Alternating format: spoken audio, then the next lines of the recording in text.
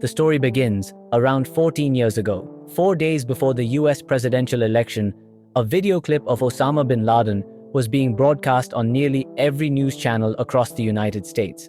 This election was one of the most significant in American history.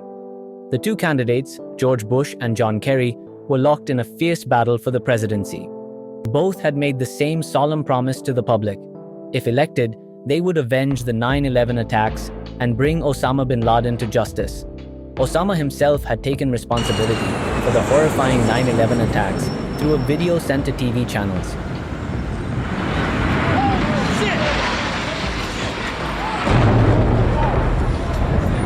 The video not only served as a claim of responsibility, but also as a brazen demonstration of his power and influence. Meanwhile, at the CIA headquarters, agents and officers were working tirelessly, using every method and resource at their disposal to track him down.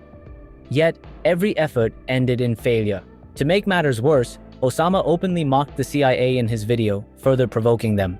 In response, the CIA developed a covert and unprecedented plan to capture Osama.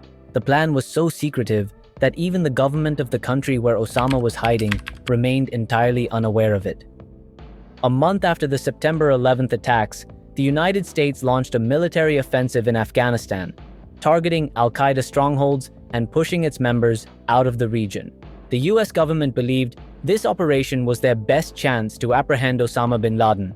However, the al-Qaeda operatives had taken refuge in intricate cave networks, making it nearly impossible for American soldiers to locate them. In a bid to overcome this challenge, the US government devised a new strategy: airstrikes.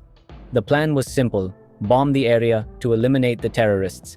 However, just as the plan was being executed, Osama managed to escape once again. The CIA had missed a golden opportunity to capture him, but succeeded in arresting 20 al-Qaeda members during the operation. Among the 20 detainees, there was a man named Mohammed al-Qahtani. At the time, the CIA had little information about him, and he wasn't even on their radar as a key suspect. In fact, they initially questioned whether his arrest was a mistake. But to their surprise, al-Qahtani began voluntarily sharing information about al-Qaeda. One of the most startling revelations came when he disclosed that just days before the 9/11 attacks, he had tried to enter the US through Orlando Airport. Customs officials had grown suspicious of him because he carried only some cash and a one-way ticket. They denied him entry and sent him back. The CIA also discovered another piece of evidence linking al-Qahtani to al-Qaeda. During his interrogation at Orlando Airport, a phone call had been made to al-Qaeda's headquarters in the UAE. The CIA strongly suspected that the call was made by someone associated with al-Qahtani. Further investigations revealed that someone had come to pick him up at the airport in an abandoned car. This individual turned out to be Mohammed Atta, one of the hijackers who had crashed a plane into the Twin Towers during the 9/11 attacks. Armed with this information, the CIA interrogated al-Qahtani once again using more aggressive methods. This time, he revealed crucial details. He confessed that 2 months before the September 11th attacks, in July 2001, al-Qaeda commander Khalid Sheikh Mohammed had introduced him to a man named Abu Ahmed al-Kuwaiti.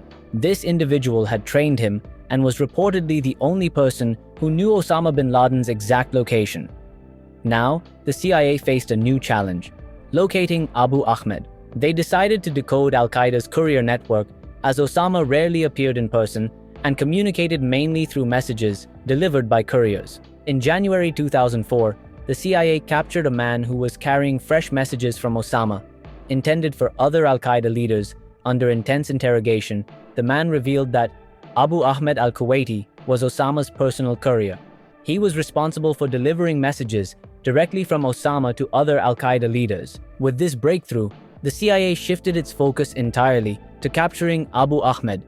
However, apart from his alias, they had no other information about him.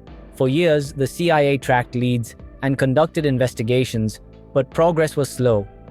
Then, one day, they received a vital tip. It was discovered that Abu Ahmed's real name was Ibrahim Rashid. He was a Pakistani citizen living in Kuwait. The CIA began tapping all calls between Kuwait and Pakistan. After 3 years of painstaking surveillance, they finally intercepted a call in 2010 that led them directly to Abu Ahmed. Further investigation revealed that he was taking extraordinary precautions to hide his location. He only switched on his phone briefly when he was in Peshawar. By now, the CIA was certain that he was the man they had been searching for. What the CIA didn't realize was that by finding Abu Ahmed, they had also found Osama. While following Abu Ahmed, a CIA agent discovered his house. The house was highly unusual, with 20-foot-high walls.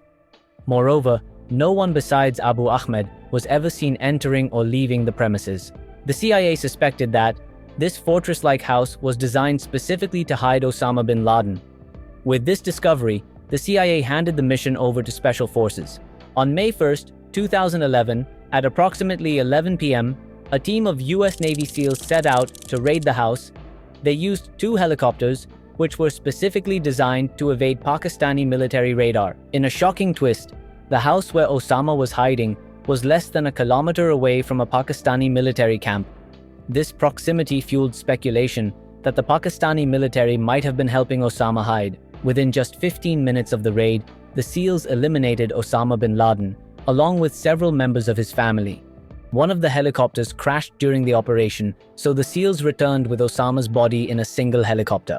According to US officials, Osama's body was buried at sea to prevent any land grave from becoming a shrine for terrorists. And that's the story of how, after nearly 10 years of relentless effort, the CIA and US Special Forces succeeded in eliminating the world's most wanted terrorist. If you enjoyed this documentary, please like the video and subscribe to the channel. Stay tuned for another mind-blowing story coming soon.